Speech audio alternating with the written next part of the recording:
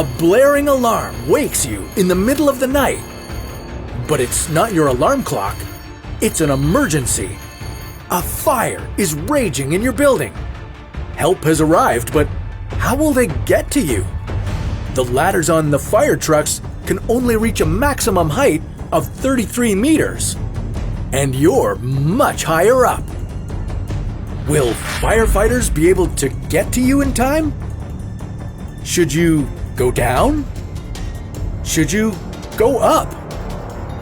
Should you make a rope out of your bed sheets? How will you be able to see, let alone breathe, in all that thick smoke? And are there more practical ways of getting out?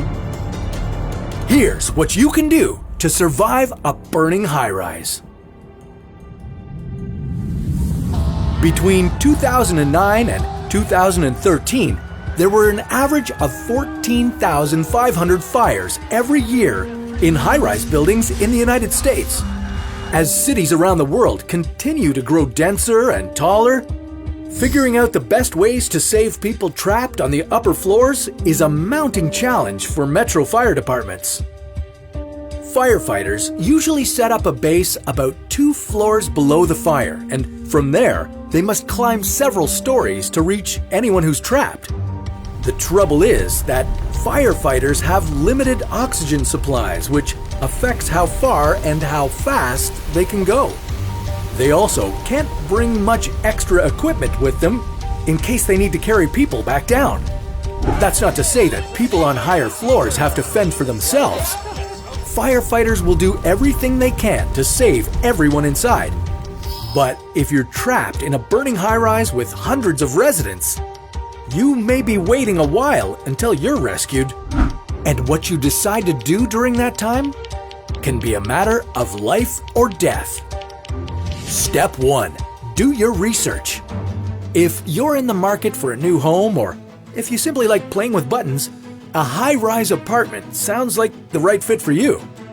But do your research and make sure you choose a building with an up-to-date fire safety system, like working sprinklers and alarms. Take the time to learn your building's fire protocol and where the emergency exits are. When you're moving into your new apartment, test your unit's fire alarm and check it regularly so that you know when it's time to change the batteries. Step 2. Stay calm. An unexpected fire alarm will be jarring and scary, but panicking won't help.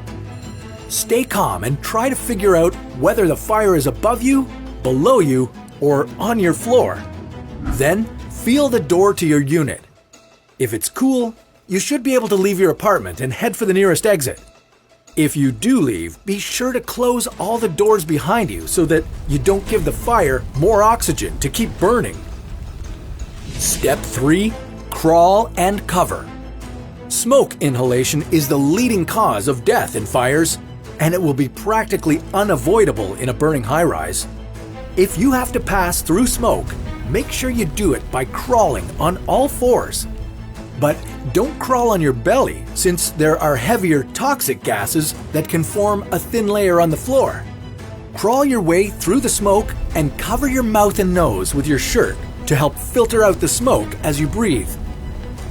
Step 4. Close the door and seal the cracks. If it's too dangerous to leave your apartment, you're still going to need to protect yourself against smoke coming in. Get to an area where you can close the door and seal the cracks. You can do this by wetting towels and tucking them under doors and into vents to keep the smoke out. Once you've done that, you should call the fire department and report your exact location in the building. Help will be on the way, so try to be patient and stay calm. Step 5. Signal your position. To further help the firefighters find you, you can signal your position by hanging a light-colored cloth out of your window. Don't break any windows and don't open your window too much because it might let smoke in.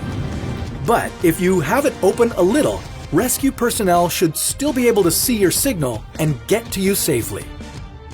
Step 6. Don't jump. If you live in a unit that's higher than the second floor, don't jump. It's incredibly dangerous, and you'll likely have better chances of survival waiting inside for help to arrive. While sitting and waiting might seem counterintuitive when you know a fire is racing towards you, you also have to remember that panicked decisions often lead to costly mistakes. Luckily for all you current and future high-rise dwellers, today's skyscrapers are being built with fire safety in mind. Modern high-rise buildings are made of fire-resistant materials and have sprinkler systems, alarms, and voice communication systems to tell you what to do if the alarm goes off. There's also new technology being developed to help get people on higher floors out faster. The SkySaver, for example, basically enables you to rappel down the side of a building on your own. There's also the Escape Rescue System, which is like an exterior elevator that can be folded up and stored permanently on a building's roof. In the event of a fire, it picks up first responders at ground level, and then it can take them to the upper floors where they can help anyone who's trapped. But what if the elevator malfunctions? Have you ever gotten stuck in an elevator? Have you ever been trapped in a falling elevator? Well, we'll get you out in one piece. Next time on How to Survive.